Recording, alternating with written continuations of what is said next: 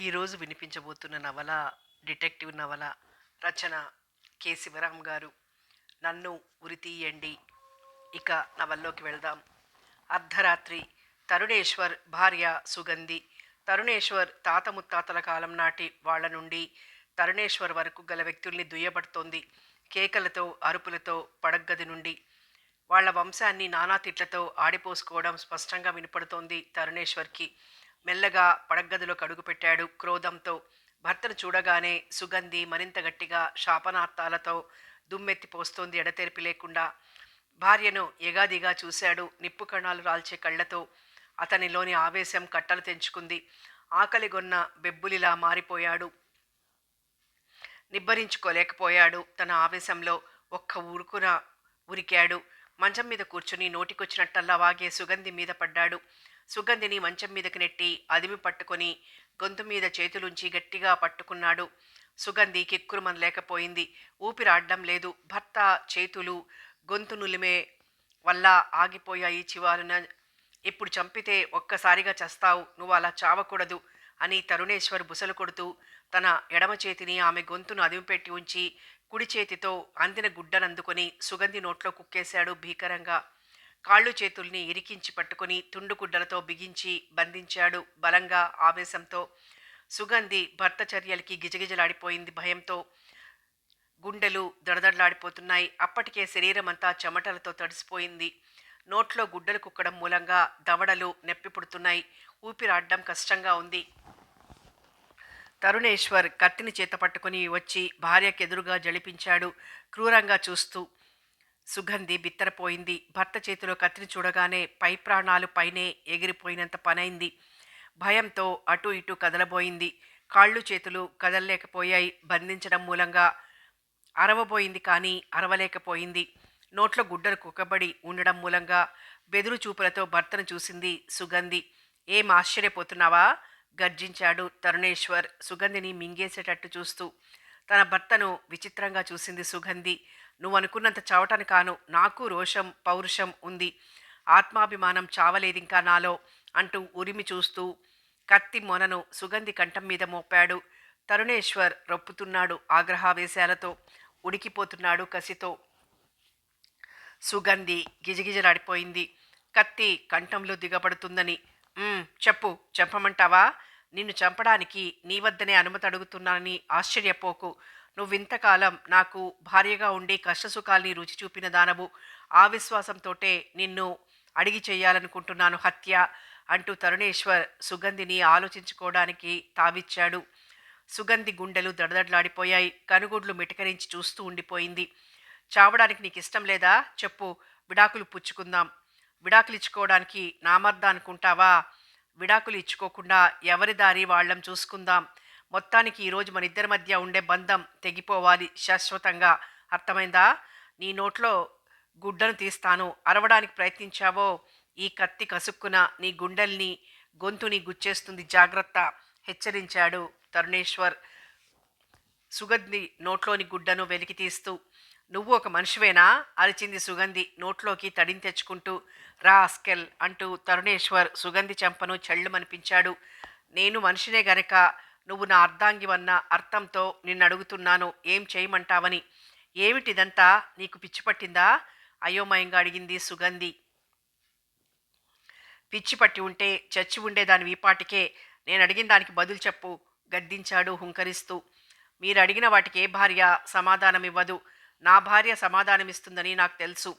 నేనేమంత తెగించిన దాన్ని కాదు. మీ చెల్లెల్లాగా. మా చెల్లెలు ఊసెత్తావో నరికేస్తాను. ఏం మీ చెల్లి ప్రేమ గీమా అని ఎవడినో లేపుకెళ్తే మంచిదా?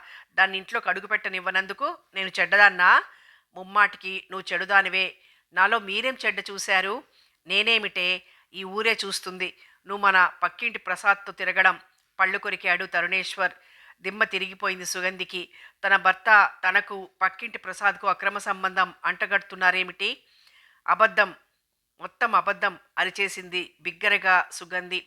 చెంప చెళ్ళుమనిపిస్తూ. అరవకూడదు, మెల్లగా చెప్పు. మన మాటలు ఎవ్వరికీ వినబడకూడదు హెచ్చరింపు జారీ చేశాడు తరుణేశ్వర్. అరవకేం చేయమంటారు? నాకు ప్రసాద్కి రంకుతనం అంటగడితే మీ చెల్లెల్లా నేనేమంతా నీతిబాహ్యురాల్ని కాను. బొంగురు పోయింది సుగంధి కంఠం. మా చెల్లెల పేరు ఎత్తొద్దన్నాను, దాన్ని పంపించేశావు. దాని మాట నీకనవసరమిక. నేనడిగిన వాటిలో నీకేదిష్టం? ఏది చేయమంటావో చెప్పు. ఏది చెప్పనంటావా? నీకు ప్రసాద్‌కి ఉన్న సంబంధాన్ని మీ పుట్టింటి వారికి చెప్పి, వీధిలో చెప్పి అల్లరి చేసేస్తాను. ఇంట్లో నుండి నెట్టేస్తాను కసిగా అన్నాడు. నేనే ఈ ఇంట్లో నుండి వెళ్ళనన్నా వెళ్తాను గానీ, మీరు మాత్రం ప్రసాద్‌కి నాకు అక్రమ సంబంధం ఉందని అనకండి. అపోహ పడకండి. ఏ ఆడది తను నీతిబాహ్యురాలినని చెప్పుకోదు భర్త ముందు. బయలుదేరు. మూటాముల్లే సర్దుకో. నేను రైల్వే స్టేషన్ వరకు వస్తాను. రైలుంటే టికెట్ కొనిస్తాను. లేకుంటే నిన్నక్కడ వదిలిపెట్టేసి వచ్చేస్తాను. ఆ తర్వాత నీ ఇష్టం అంటూ తరుణేశ్వర్ భార్య కట్లను విప్పేశాడు. నా మీద కక్ష కొద్దీ గౌరీ మీకేవేవో చెప్పి వెళ్ళిందండి. మీ మనసుని విరిచేసింది. నా మాట నమ్మండి. నాకు ప్రసాద్కి ఎటువంటి సంబంధము లేదు. కట్లు విప్పగానే తరుణేశ్వర్ కాళ్ళు పట్టుకొని వేడుకోసాగింది సుగంధి. గౌరీ, ఆ పేరు ఉచ్చరించడానికే నీకు అర్హత లేదు. బయలుదేరు. మీరెందుకనో మారిపోయారు. నా మీద అపనింద మోపి విడిపించుకోవాలని చూస్తున్నారు. నేనెక్కడికి వెళ్ళను మిమ్మల్ని విడిచి, చెప్పింది ఏడుస్తూ. వెళ్ళొద్దు, కానీ ఏం చేయమంటావో చెప్పు. చంపమంటావా? హుంకరించాడు తరుణేశ్వర్. ఏవండి, నన్ను క్షమించండి బావురుమంటోంది సుగంధి. తరుణేశ్వర్ గబగబా ఆమె గుడ్డల్ని సంచిలోకి కుక్కాడు. సంచిని ఆమె ముఖం మీదికి విసురుతూ బయలుదేరు అంటూ నెట్టాడు ఇంటి వెలుపలికి. తను మొండికేస్తే ఏదైనా అఘాయిత్యం చేయగల ఆవేశంలో ఉన్నాడు కనుక నిదానంగా కారణం తెలుసుకుని భర్త మనసు ప్రకారం మెలగవచ్చన్న నమ్మకంతో సుగంధి రైల్వే స్టేషన్కి నడిచింది భర్తతో. మార్గ మధ్యంలో మౌనంగానే నడిచారు. అర్ధరాత్రి కావడం మూలంగా రైళ్లు లేవు. భార్యను స్టేషన్లో వదిలిపెట్టి తరుణేశ్వర్ భారం తగ్గిన వాడిలా తేలిక మనసుతో ఇల్లు చేరుకున్నాడు. ఇంటి తలుపులకు తాళం పెట్టలేదు. తను మర్చిపోయి ఉంటాడని అనుకున్నాడు. భార్యను ఇంటి నుండి తరిమిన ఆవేశంలో తలుపుల్ని తెరవబోయాడు తరుణేశ్వర్. ఆగు అంటూ నలుగురు పోలీసులతో ఇన్స్పెక్టర్ ధనార్జన్ రావు తరుణేశ్వర్ని చుట్టుముట్టేశాడు. తరుణేశ్వర్ తడబడిపోయాడు. పోలీసులు చుట్టుముట్టగానే ఎందుకు ధైర్యం కూడగట్టుకొని అడిగాడు. ప్రసాద్ని హత్య చేసినందుకు ఇన్స్పెక్టర్ చెప్పాడు గంభీర స్వరంతో. ప్రసాద్ హత్య అనగానే తరుణేశ్వర్ గుండెలు గుబగుబలాడిపోయాయి. అదురు బెదురులతో సంభ్రమాశ్చర్యాలతో స్తంభించిపోయి నిలబడిపోయాడు. మరుక్షణంలో ఏదో నిర్ణయించుకున్న వాడల్లా తన పెదాల మీదకి చిరునవ్వు తెచ్చిపెట్టుకుని, వెరీ గుడ్ మిస్టర్ ఇన్స్పెక్టర్, నేనెంతో అదృష్టవంతుణ్ణి. నా అంత అదృష్టశాలి ఎవరు ఉండరు. నేను దోషినే. నన్ను ఉరి తీయండి, నన్ను తప్పక ఉరి తీయండి అంటూ ఏదో తృప్తితో తన చేతుల్ని ముందుకు చాచాడు. బేడీలు తగిలించండి అన్న అర్థంతో తరుణేశ్వర్. సుగంధికి దుఃఖం కట్టలు తెంచుకుంటోంది. పుట్టింటికి వెళ్ళాలి. పుట్టిల్లు, గంపెడు పిల్లలున్న సంసారం, అంతమందిలో తనకు పూటకు ఇన్ని మెతుకులు దొరకడం దుస్సాధ్యం. మరెక్కడికి వెళ్ళాలి? తనకి ప్రసాద్కి అంటగట్టిన అక్రమ సంబంధం అబద్ధమని తన అంతరాత్మకు తెలుసు. అయితే తన భర్త ఎందుకు నింద మోపాడు? అనుమానించాడా? ఆయన అనుమానించే విధంగా తనెప్పుడూ ఆ ప్రసాద్తో మెలగలేదు. మరి ఈ విపరీతమేమిటి? ఏడుస్తోంది సుగంధి రైల్వే స్టేషన్లో మూలగా చీకట్లో కూర్చుని. ఏడ్వాగా కారిన కన్నీటి గుండా వేదన కాస్త ఉపశమించింది. కొద్దిగా ధైర్యం కూడగట్టుకుంది. కట్టుకున్న పెళ్ళాన్ని లేనిపోని అపనిందలతో బయటికి గెంటితే తను రావడం సబబు కాదనిపించింది సుగంధికి. తనకు ప్రసాద్కు ఎటువంటి సంబంధము లేదు. లేని సంబంధాన్ని అంటగట్టి తనని అవమానపరచాలని తన భర్త ఇంటి నుండి వెళ్ళగొట్టాడని ఊహించుకుంది సుగంధి. భర్తకు దూరమైతే తన బ్రతుకంతా వ్యర్థమైపోతుందని వేదిత హృదయంతో కుమిలిపోయి ఒక నిర్ణయానికి వచ్చింది. తను పుట్టింటికి వెళ్ళకూడదు. వెళ్తే నానా అగచాట్లకు గురి కావాల్సి వస్తుంది. ఇక్కడే ఉండి ఉదయాన్నే భర్తను కలుసుకుని తాడో పేడో తేల్చుకోవాలి. స్పష్టంగా వివరాలతో సహా. కోర్టుకెక్కితే జీవన్భృతైనా లభిస్తుందని ఆశించింది. రకరకాల ఆలోచనలతో రాత్రంతా రైల్వే స్టేషన్లోనే గడిపేసింది. తెల్లవారగానే బయలుదేరింది ఇంటికి. ఇంటి వద్ద గుమిగూడిన పోలీసుల్ని జనాన్ని చూడగానే గుండెలు ఠారెత్తిపోయాయి. గబగబా జనాన్ని తొక్కుకుంటూ ఇంట్లోకి ప్రవేశించింది. ఏమైంది? ఆతృతతో ఆందోళన హృదయంతో ప్రశ్నించింది ఒక కానిస్టేబుల్ని. ఎవరు నువ్వో? అడిగాడు కానిస్టేబుల్. నేను తరుణేశ్వర్ భార్యను. ఓ అలాగా, మీ ఆయన ప్రసాద్ని హత్య చేశాడు రాత్రి. సార్ అంటూ పిలిచాడు ఇన్స్పెక్టర్ని కానిస్టేబుల్. ప్రసాద్ హత్య గావించబడ్డాడు అనగానే సుగంధి స్థాణువై నిలబడిపోయింది. ఎవరు అంటూ లోపలున్న ఇన్స్పెక్టర్ ధనార్జన్ రావు బయటకు వచ్చాడు. సుగంధిని చూస్తూ, ఈమె సార్, తరుణేశ్వర్ భార్య చెప్పాడు కానిస్టేబుల్. మీరేనా? రాత్రి మీరెక్కడికి వెళ్ళారు? అడిగాడు ఇన్స్పెక్టర్. రైల్వే స్టేషన్కి. ఏ ఊరు వెళ్ళడానికి? మా ఊరు. వెళ్ళలేదేం? అడిగాడు ఇన్స్పెక్టర్. తటపటాయించింది నిజం చెప్పడానికి సుగంధి. రైళ్లు లేవు, తిరిగొచ్చేశాను చెప్పింది అబద్ధం. ఎన్ని గంటలకు వెళ్లారేమిటి? సుమారు 2 గంటల ప్రాంతంలో. రాత్రి 2 గంటలకి ఏ రైలుంది? మీకై మీరే వెళ్ళారా? తరుణేశ్వర్ బలవంతం మీద వెళ్ళారా? అడిగాడు ఇన్స్పెక్టర్. నిజాన్ని దాచలేకపోయింది.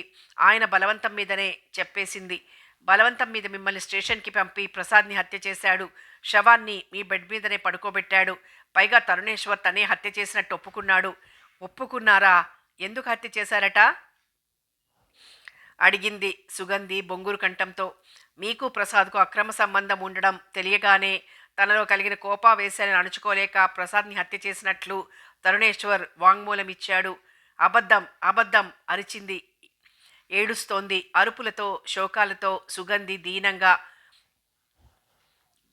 ఎవరమ్మా, నా వద్దకెందుకొచ్చావు? అడిగాడు ప్రముఖ ప్రైవేట్ డిటెక్టివ్ యువరాజ్ తనకెదురుగా కూర్చుని ఉన్న యువతిని చూస్తూ. చెదిరిపోయి ఉన్న తల, నిద్రలేమి మూలంగా ఎర్రగా బలహీనంగా కనబడే కళ్ళు, వాడిపోయిన పుష్పపు రేకుల్లా ఉండే ముఖ కవళికలు. నా పేరు సుగంధి. మా ఆయన పేరు తరుణేశ్వర్. జలజా ట్రేడర్స్లో సూపర్వైజర్గా పనిచేస్తున్నారు. మా కుటుంబంలో జరగరాని విచిత్రమైన విపరీతం జరిగింది రాత్రి. అసిస్టెంట్ సూరి షార్ట్ హ్యాండ్లో రాసుకుంటున్నాడు చకచక. జరిగిందేమిటో చెప్పమ్మా. నాకు పక్కింటి ప్రసాద్కి అక్రమ సంబంధం అంటగట్టి మా ఆయన వెలివేయాలని నన్ను చెప్పింది. జరిగిందంతా తూచా తప్పకుండా. డిటెక్టివ్లిరువురు ఆశ్చర్యచకితులైపోయారు దిగ్భ్రమతో. ఎటువంటి సంబంధము లేదు. అతను పెళ్లి కానివాడు. నేనంతో మాట్లాడిందే లేదింత మటుకు. వేదనాపూరిత హృదయంతో నివేదించుకుంది సుగంధి. అంత దూరంగా ఉన్న నీకు ప్రసాద్కి ఎలా అక్రమ సంబంధం తరుణేశ్వర్ అంటగట్టగలడు? అతనికేదో అనుమానం కలిగి ఉంటుంది మీ ఇద్దరి మీద. అందుకే హత్య చేసి ఒప్పుకుని ఉన్నాడు చెప్పాడు యువరాజ్. నాకు నమ్మకం కుదరడం లేదు ఆయన హత్య చేశాడంటే అంది సుగంధి. ఎందుకని? 6 ఏండ్లుగా ఆయనతో కాపురం చేస్తున్న దాన్ని, ఆయన స్వభావం మనస్తత్వం తెలిసిన దాన్ని. నువ్వు చెప్పబోయేదేమిటో నాకు అర్థమైందమ్మా. తనే హత్య చేయడానికి గల కారణాన్ని చెప్పి తరుణేశ్వర్ శిక్ష అనుభవించడానికి సిద్ధపడి ఉన్నాడు. అటువంటి అతన్ని నువ్వో నేనో లేక ఇంకెవరైనప్పటికీ చేయగలిగింది ఏమీ లేదు అన్నాడు యువరాజ్. మీ బోటి వాళ్ళు అలాగంటే ఎలా? మీ గురించి గొప్పగా చెప్పుకుంటుండగా వినొచ్చాను. నేను పేదరాల్ని, మీరు అడిగిన ఫీజుని ఇవ్వలేను, కానీ కలిగిన దానిని ఇచ్చుకుంటాను. నా మీద అక్రమ సంబంధం అంటగట్టడం అబద్ధం. అదేవిధంగా ఆయన హత్య చేయడము అబద్ధం. ఏడుస్తోంది సుగంధి బావురుమని. యువరాజ్కు అయోమయంగా ఉంది. చెయ్యని నేరాన్ని చేశానని ఎందుకు ఒప్పుకుంటాడు? ఏవైనా కుటుంబ కలతల కారణమా? మీ ఇంట్లో ఇంకెవరైనా ఉన్నారా? అడిగాడు యువరాజ్. చెప్పాను కదండి, ఆయన చెల్లెలు గౌరి ఉంది. అది ఎవరినో ప్రేమించి రాత్రే వెళ్ళింది చెప్పింది సుగంధి అక్కసుగా. ఎవరిని ప్రేమించింది? పాల్గుణమూర్తిని. వాళ్ళిద్దరికీ పెళ్లి చేయకపోయారా? పెళ్లి చేయమని అర్ధరాత్రి పాల్గుణమూర్తి గౌరితో వచ్చాడండి. గౌరి ఎక్కడికి వెళ్ళింది? మీ ఇంట్లో లేదా? ఆశ్చర్యపోతూ అడిగాడు యువరాజ్. రాత్రి చావడానికని బావిలో దూకడానికి వెళ్ళిందట. అది చూసి పాల్గుణమూర్తి ఆమెను కాపాడి తీసుకొచ్చాడట పెళ్లి చేసుకోవడానికి. నేను ఒప్పుకోలేదు వాళ్ళ మాటల్ని. ఇంట్లోకి రానివ్వలేదు. వెళ్ళిపోయారు రాత్రే. వాళ్ళటు వెళ్ళగానే మా వారు నన్ను దుఃఖాన్ని ఆపుకోవడంలో లీనమైంది సుగంధి. గౌరీ బావిలో దూకడానికి ఎందుకు వెళ్ళింది? ప్రశ్నించాడు యువరాజ్. అంత అబద్ధం. లేచి వెళ్ళడానికి పోయి ఇద్దరు కూడబలుక్కునొచ్చారు పెళ్లి చేయమని. నేను అందుకు చోటివ్వలేదు చెప్పింది సుగంధి. ఎందుకు? లేపుకెళ్లే పాల్గొనమూర్తితో వెళ్ళక తిరిగొచ్చి పెళ్లి చేయండని అడగడం మాకు నచ్చలేదు. ఆ పెళ్ళేదో ఏ రిజిస్ట్రార్ ఆఫీస్లోనో చేసుకోండని పంపించేశాం. పెళ్లి ఖర్చులు మిగులుతాయని. వాళ్ళు ఇప్పుడు ఎక్కడున్నారు? రాత్రే కదండి వెళ్తా. ఎక్కడికి వెళ్ళారో ఎక్కడున్నారో అని చెప్పింది సుగంధి. మీరొస్తారని తెలిసి ఆగానంటూ ఆహ్వానించాడు crime branch detective inspector Dhanarjan రావు యువరాజ్ని. శవం ఎక్కడుంది? అడిగాడు యువరాజ్. లోపల పడగ్గదిలో. వెళ్ళి చూశాడు శవాన్ని యువరాజ్. సూరి యువరాజ్ వెనకాలే వచ్చాడు. చాలా చిన్న పడగ్గది. మధ్యతరగతి కుటుంబీకులకి అది కనుక విశేషం లేదు. అమెరికాలో నవారున్న పట్టెమంచం మీద పరుపుంది. పరుపు మీద ప్రసాద్ శవం వెల్లకిలా ఉంది. గొంతు ఉబ్బినట్టుగా ఉంది. కళ్ళు కొద్దిగా వెల్లుకు వచ్చి ఉన్నాయి. చావుకు కారణం గొంతు నిలమడమా? అడిగాడు యువరాజ్. కాదు, వీపులో కత్తిపోటుంది చెప్పాడు ధనార్జన్ రావు. మరి గొంతు నులిమినట్టుందే? కత్తితో పొడిచిన తర్వాత గొంతుని వెనక వైపుగా వచ్చి పట్టుకొని నులిమి ఉన్నాడు హంతకుడు. 2 బొటనవేలు ముద్దలు మెడ పైభాగానుండగా 8 వేళ్ల గుర్తులు కుత్తిక మీద ఉన్నాయి. అంటే హతుడు అరవకుండా ఉండడానికి పీకను నొక్కి ఉన్నారన్నమాట. ప్రాణం ఎన్ని గంటల ప్రాంతంలో పోయిందని డాక్టర్ చెప్పాడు. 1:30 నుండి 2:15 లోపు ప్రాణం పోయి ఉండాలని చెప్పాడు. కత్తితో పొడవబడున్నాడు. అయితే బెడ్ మీద రక్తం గోచరించడం లేదే అంటూ యువరాజ్ ఆశ్చర్యపోయాడు. పరుపు మీద దుప్పటిని చూశాడు. నెత్తుటి మరకలు మచ్చుకైనా లేవు. నాకు బోధపడ్డం లేదు. హత్య ఎక్కడో జరిగినట్లుంది అన్నాడు ధనార్జనరావు. హత్యకు ఉపయోగించిన ఆయుధం కనబడిందా అడిగాడు సూరి. ఈ ఇంట్లో ఎక్కడా కనబడలేదు. ఆయుధాన్ని తరుణేశ్వర్ ఏం చేశాడట? పారేశాడట. ఎక్కడా? పలానా చోటని చెప్పడం లేదు. తరుణేశ్వర్ హత్య చేయలేదనడానికి చాలా సాక్ష్యాలు లభిస్తున్నాయి. హత్య 1:45 నుండి 2:15 లోపు జరిగి ఉంటుంది. తరుణేశ్వర్ వద్ద 2 గంటల వరకు గౌరీ పాల్గొనమూర్తులు ఉండి ఉన్నారు. ఆ తర్వాత అతని భార్య సుగంధి ఉంది. 2:30 వరకు. 2:30 నుండి 3 గంటల వరకు ఇంట్లో ఎవరూ లేరు. దంపతులిద్దరూ రైల్వే స్టేషన్కి వెళ్లడం మూలంగా. అదీగాక హత్య ఎక్కడో చేసి శవాన్ని తెచ్చి ఇంట్లో పెట్టుకోడే హంతకుడు. తరుణేశ్వర్ని అరెస్ట్ చేశారా అడిగాడు యువరాజ్. హత్య చేసింది తనేనని ఒప్పుకున్నాడు. అరెస్ట్ చేయకుండా ఎలా ఉండగలను? ఇక్కడ హత్య జరిగినట్టు మీకెలా తెలిసింది? ఎవరో ఫోన్ చేసి చెప్పారు. ఏమని? ఈ ఇంట్లో కేకలు వినబడ్డాయని. కేకలు బట్టి చూస్తే హత్య జరిగి ఉంటుందని గట్టిగా ఖచ్చితంగా చెప్పాడతను మమ్మల్ని రమ్మని. చెప్పింది ఎవరైంది తెలుసుకున్నారా?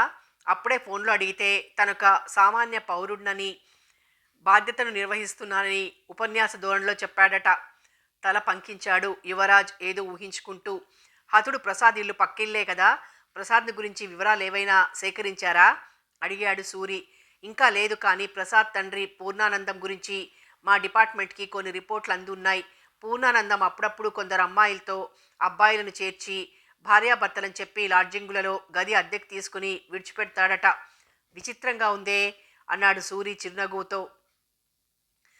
అవును సూరి, పూర్ణానందం అమ్మాయిల్ని అబ్బాయిల్ని లాడ్జింగ్ రూములలో వదలడం మాకు ఉత్తరం మూలంగానూ ఫోన్ ద్వారానూ తెలిసింది. మీరు యాక్షన్ తీసుకోలేదా? నేను తీసుకోలేదు. డివిజనల్ పోలీస్ స్టేషన్కి తెలియచేశాను. అక్కడ ఎస్ఐ నుండి నాకు ఇంకా రిపోర్ట్ అందలేదు. యువరాజ్ శవం వీపు భాగాన్ని పరీక్షించాడు. అక్కడక్కడ ఇసుక రేణువులు అంటి ఉండడం చూశాడు. పడక మీద చంపబడి ఉంటే ఇసుక అంటడానికి అవకాశం లేదు కనుక హత్య ఇసుక ఉన్న ప్రదేశంలో జరిగి ఉండాలి. హత్య ఇసుక ఉన్న ప్రదేశంలో జరిగి ఉంటే శవము అక్కడే ఉండి ఉండాలి. ఇక్కడికి ఎలా వచ్చింది? తీసుకుని వచ్చి ఉండాలి. శవాన్ని చంపిన చోట వదలకుండా ఇక్కడికి ఎందుకు తెచ్చారు? భద్రంగా పడక మీద ఎందుకు పడుకోబెట్టారు?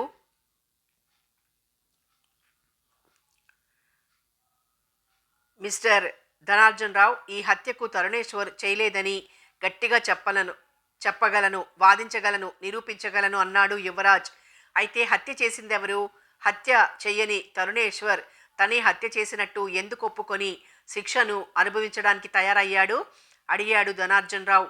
ప్రసాద్ని హత్య చేసిందెవరో పరిశోధన చేసిన తర్వాత బయటపడుతుంది. తరుణేశ్వర్ ఎందుకు హత్యా నేరాన్ని మీద వేసుకుంటున్నాడో గౌరీ ఫాల్గుణమూర్తులను కలుసుకుంటే చెప్పగలను చెప్పాడు యువరాజ్. తరుణేశ్వర్ రైల్వే స్టేషన్ నుండి రాగానే తలుపుల వద్దనే అటకాయించాను. సంకెళ్లకు చేతులు చాస్తూ నేను దోషిని, నన్ను ఉరితీయండి, నన్ను తప్పక ఉరితీయండి అంటూ పిచ్చిగా వాగాడు చెప్పాడు ధనార్జనరావు. అలాగా తల పంకించి. అంటే తరుణేశ్వర్ని ఇంటిలోనికి రాకముందే అరెస్ట్ చేశారన్నమాట. అయితే ఈ శవం ఈ ఇంట్లో ఉన్నది అతనికి తెలుసుండదే.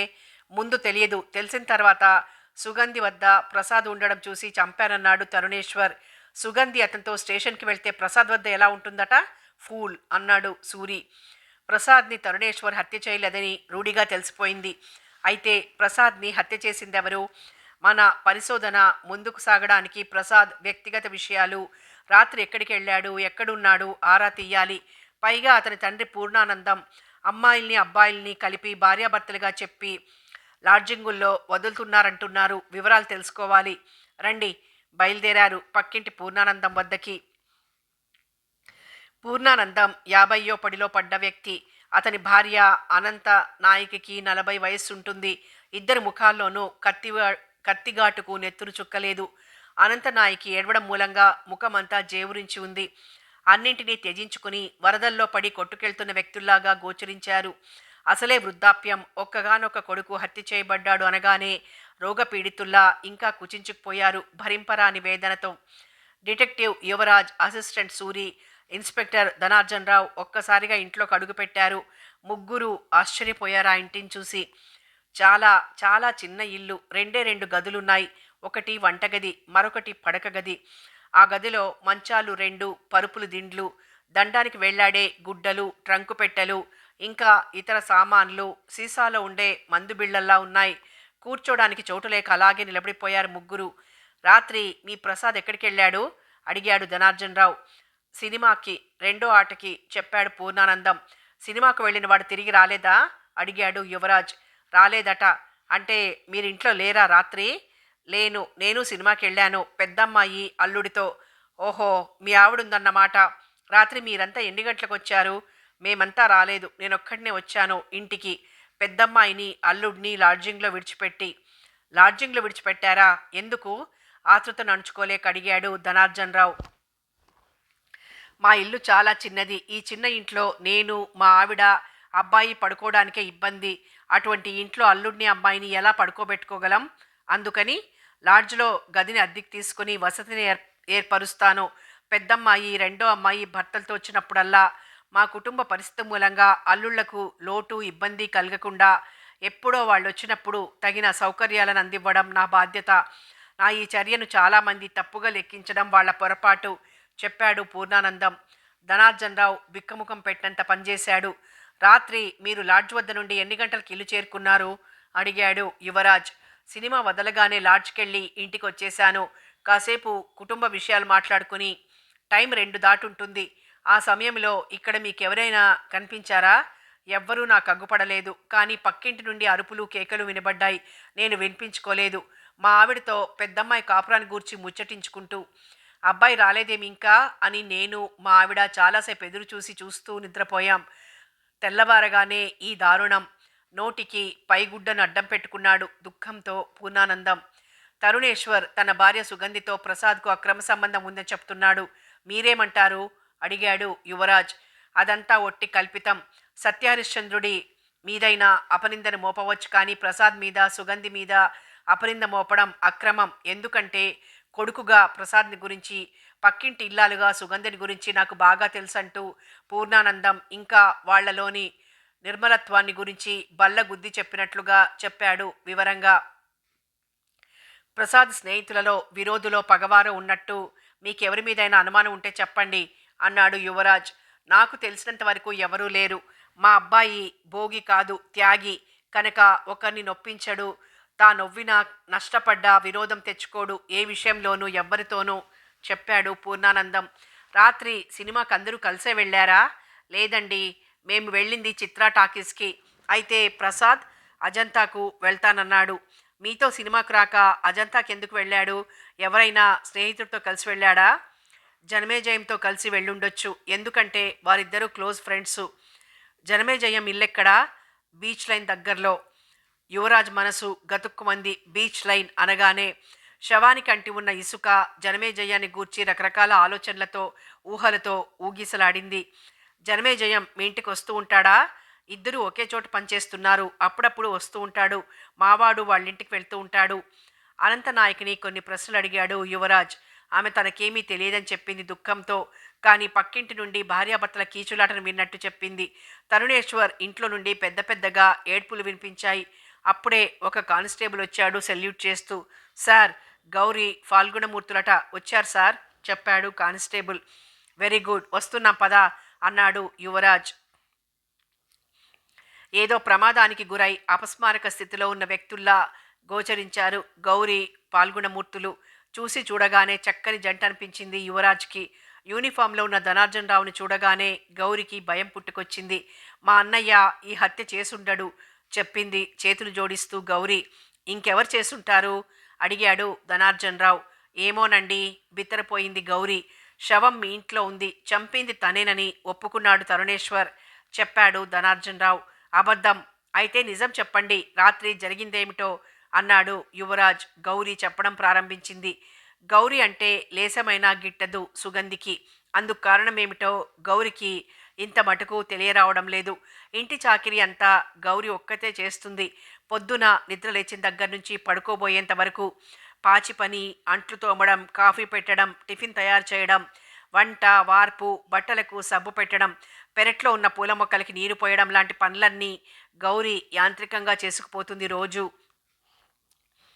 సుగంధి ఒక్క పని ముట్టుకోదు. ఇంటికొచ్చిన కొత్త చుట్టంలా కుర్చీలో కూర్చునో, మంచం మీద పడుకునో, చదువుకుంటూనో ఉంటుంది. సుగంధి మాటను గౌరీ ధిక్కరించింది లేదు. ఎప్పుడు వినే విధేయతలు ప్రకటించని క్షణం లేదు.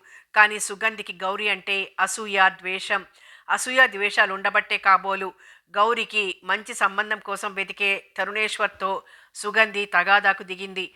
తరుణేశ్వర్కి తన చెల్లెలు గౌరీ అంటే పంచప్రాణాలు. చిన్నప్పటి నుండి అల్లరి చిల్లరి వయసులో అనురాగాల స్రవంతిలో పెరిగినవారు.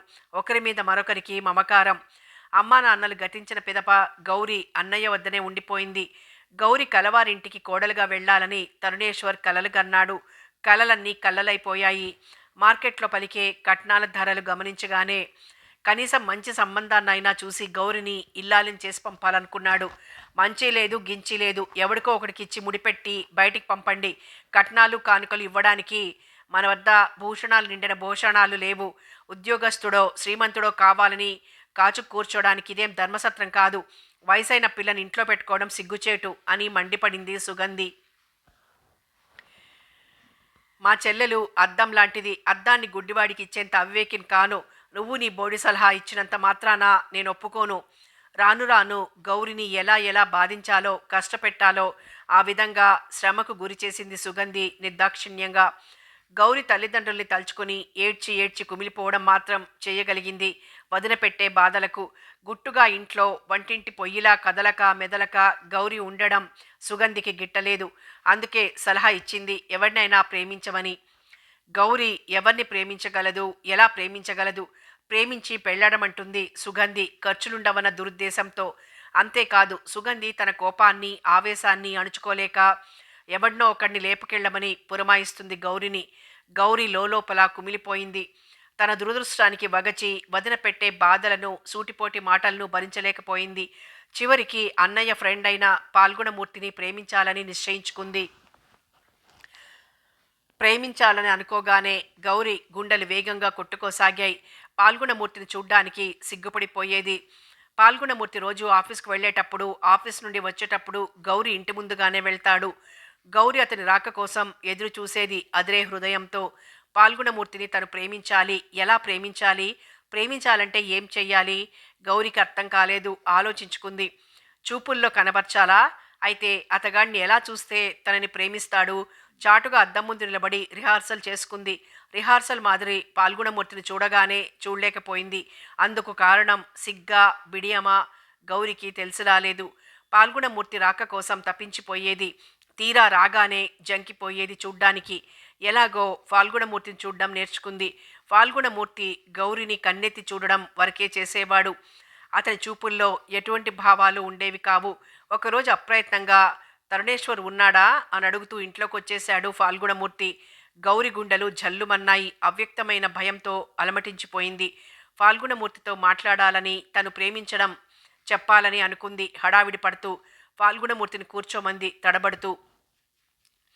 ఫాల్గుణమూర్తి కూర్చోగానే పక్కగా వెళ్ళి నిలబడి, ఏమండి, మిమ్మల్ని నేను మనసారా ప్రేమిస్తున్నాను అని చెప్పేసింది. ఆ మాటలు అనడానికి ఆమె ఎన్ని అవస్థలు పడ్డదో ఆ పరమాత్మునికే ఎరక. ఆ మాటతో ఫాల్గుణమూర్తి అద్దిరిపోయాడు. అంతలోనే కోపగ్రస్తుడైనాడు. చిచి, మీ ఇంట్లోకి వచ్చినంత మాత్రాన ప్రేమిస్తావా? నన్నేనా, నాలాంటి యువకుల్ని కూడా ప్రేమించున్నావా? నిన్ను నాకిచ్చి కట్టబెట్టాలని మీ అన్నయ్య ప్రయత్నిస్తుంటే ఏమో అననుకున్నాను. ఇప్పుడు అర్థమైంది అని తల పంకిస్తూ చురుచురులాడుతూ నిలబడ్డాడు. గౌరి స్వభావం మంచిది కాదని. గౌరి స్థాణువై నిలబడిపోయింది. గౌరికి ప్రేమంటే ఏమిటో తెలియదు. తరుణేశ్వర్ తన కోసం వివాహానికి ఒప్పించి యువకుని వద్ద అవమానం పొందగానే గౌరి ఆత్మాభిమానం దెబ్బతినింది. తనకిక వివాహం కాదని బేలైపోయింది. గౌరి పాల్గుణమూర్తికి ఏదేదో చెప్పి గొంతెత్తి అరవాలనుకుంది ఆవేశంగా. కానీ అప్పటికే ఫాల్గుణమూర్తి వెళ్ళిపోయాడు అసహ్యంతో. గౌరికి దుఃఖం, విరక్తి కలిగింది. అన్నయ్యకు తెలిస్తే ఏమంటాడో అన్న భయం పెనుభూతమై బాధించసాగింది. మనసులోనే కుమిలిపోయింది తన దురదృష్టానికి. ఆ రాత్రి అన్నా వదినలు పడుకోగానే మెల్లగా లేచి బయలుదేరింది బావిలో దూకి చావడానికి. మనసులో గౌరిని భార్యగా తలంచి కన్న కలలన్నీ కరిగిపోగానే ఫాల్గుణమూర్తి వేదనకు గురయ్యాడు. భోంచేయలేకపోయాడు, ఆకలి లేక నిద్రపోలేకపోయాడు. సినిమాకెళ్ళాడు మనశ్శాంతికి. సినిమా వదలగానే ఎక్కడో టీ తాగి వస్తూ ఉండగా గౌరి చీకట్లో వెళ్ళడం కనబడింది అతనికి. విభ్రాంతుడై అనుసరించాడు. గౌరి నూతి గోడ మీదకి ఎక్కగానే పరుగున వెళ్ళి పట్టుకుని కిందికి లాగేశాడు ఫాల్గుణమూర్తి. ఫాల్గుణమూర్తిని చూడగానే గౌరి అతని కాళ్ల మీద పడి బోరుమని ఏడ్చేసింది పసిపిల్లలా. ఫాల్గుణమూర్తి ఉక్కిరి బిక్కిరైపోయాడు అయోమయంలో. ఏమండి, నాకు నిజంగా ప్రేమించడం చేత కాదండి, మా వదిన చెప్పిందండి ప్రేమించమని అంటూ గౌరి అమాయకంగా అంతా చెప్పి కుళ్ళి కుళ్ళి ఏడ్చేసింది. ఆమె అమాయకత్వానికి పాల్గుణమూర్తి ముగ్ధుడైపోయాడు. ఇంటి వద్ద విడిచిపెడితే మళ్ళీ అఘాయిత్యానికి పాల్పడుతుందేమోనని ఫాల్గుణమూర్తి గౌరితో పాటు ఆమె ఇంటికొచ్చాడు. తరుణేశ్వర్కి సుగంధికి నిజం చెప్పేస్తూ తను వివాహం చేసుకుంటానని చెప్పాడు ఫాల్గుణమూర్తి ఆ రాత్రి. అందుకు సుగంధి అగ్గి మీద గుగ్గిలమైపోయింది. గౌరిని నానా మాటలతో ఆడిపోస్తూ ఇంట్లోకి రావద్దని శాసించింది. తరుణేశ్వర్ ఎంత చెప్పి చూసినా సుగంధి వినలేదు. అరవడం ఎక్కువైంది, తిట్టడం ఎక్కువైంది. సుగంధి రాకాసితనం ముందు తరుణేశ్వర్ ఫాల్గుణమూర్తులు తలొగ్గక తప్పలేదు. బాధపడకండి మీరు, ఇదో రకం వివాహం, నేను గౌరి రిజిస్టర్ మ్యారేజ్ చేసుకుంటామంటూ ఫాల్గుణమూర్తి గౌరిని వెంట తీసుకెళ్లాడు తన రూమ్కి. అన్నయ్య రాందే తను వివాహం చేసుకోనని పట్టుబట్టడం మూలంగా గౌరితో ఫాల్గుణమూర్తి తరుణేశ్వర్ ఇంటికొచ్చాడు తెల్లవారగానే. మీరు చెప్పిన కథలో ప్రసాద్ పాత్ర లేదేమిటి అడిగాడు యువరాజ్. లేదు గనక చెప్పలేదు. మా వదిన ఎంత గయ్యాళిదైనా అటువంటిది కాదు చెప్పింది గౌరి ఖచ్చితంగా నమ్మకంతో. అయితే తరుణేశ్వర్ ఎందుకలా అంటున్నాడు ఏమో నాకు అర్థం కావడం లేదండి. వింతగా ఉందమ్మాయి. మీలో ఎవరైనా ప్రసాద్ని చూశారా రాత్రి? లేదండి చెప్పారు ఫాల్గుణమూర్తి గౌరి. ధనార్జనరావు గారు మీరేం చేయబోతారు అడిగాడు యువరాజ్. ఏం చెయ్యాలో మీరే చెప్పాలి. ఈ శవం ఇక్కడ చంపబడింది కాదు, ఎక్కడో చంపి శవాన్ని ఇక్కడ పెట్టినట్లు ప్రత్యక్షంగా కనబడుతోంది. తరుణేశ్వర్ చంపలేదని సాక్ష్యాలు ఎలిబీలు ఉన్నాయి. కానీ తనే హత్య చేసినట్లు తరుణేశ్వర్ ఒప్పుకుంటున్నాడు. విచిత్రంగా ఉంది, అయోమయంగా ఉంది అన్నాడు ధనార్జనరావు. తరుణేశ్వర్ హంతకుడు కాదని తెలుస్తుంది గనక అసలైన హంతకుడిని బంధిస్తే ఈ కేసు పూర్తవుతుంది చెప్పాడు యువరాజ్.